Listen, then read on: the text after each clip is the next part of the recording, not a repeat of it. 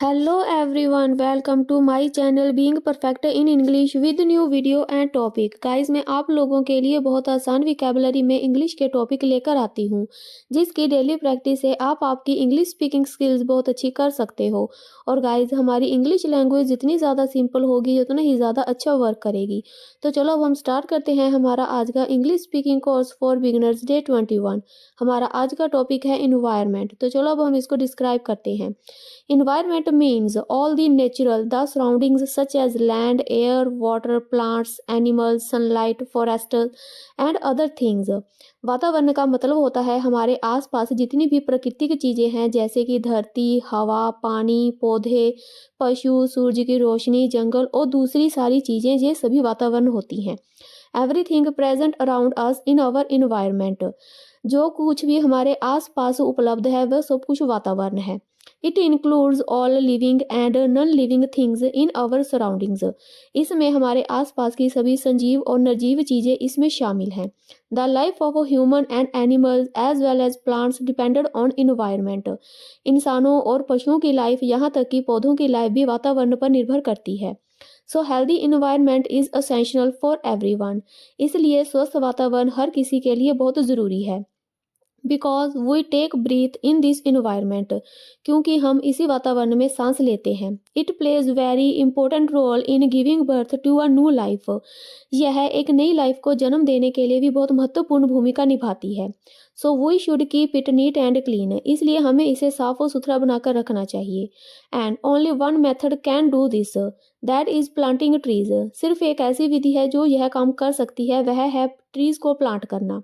And through wastage in dustbins. और सारा wastage dustbin में फेंकना। Additionally we should not use chemical and toxic gases releases tools like vehicles, smoking and LPG gases. इसके अलावा हमें chemical और toxic gases release करने वाली चीज़ें जैसे कि वाहन, स्मोकिंग या एलपीजी गैसेज यूज़ नहीं करनी चाहिए। Apart from this we use electricity less and without need we should switch off. इसके अलावा हमें बिजली का उपयोग भी कम करना चाहिए और बिना ज़रूरत के इसे बंद कर देना चाहिए। Because it also release harmful virus. क्योंकि यह भी बहुत हानिकारक वायरस छोड़ती है। Our good and bad health depend on environment. हमारी अच्छी और बुरी सेहत वातावरण पर निर्भर करती है। If it will be clean then we will fit and fine. यदि यह साफ होगा तो हम भी फिट और फाइन होंगे। And it's opposite. और इसके विपरीत।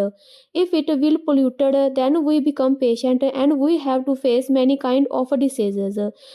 इसके उल्टा यदि यह प्रदूषित होगा तो हम मरीज बन जाएंगे और हमें बहुत सारी बीमारियों का सामना करना पड़ेगा। लाइक कोरोना, जैसे कि corona who had killed so many people, जिसने बहुत सारे लोगों को मौत के घाट उतार दिया था। Besides many other diseases like diabetes, blood pressure and cancer which also eat human body slowly. इसके अलावा शुगर, ब्लड प्रेशर और कैंसर ये भी ऐसी बीमारियां हैं जो एक इंसान के शरीर को धीरे धीरे खाती रहती हैं। So we should less the uses of plastic and vehicles as well as stop cut the trees।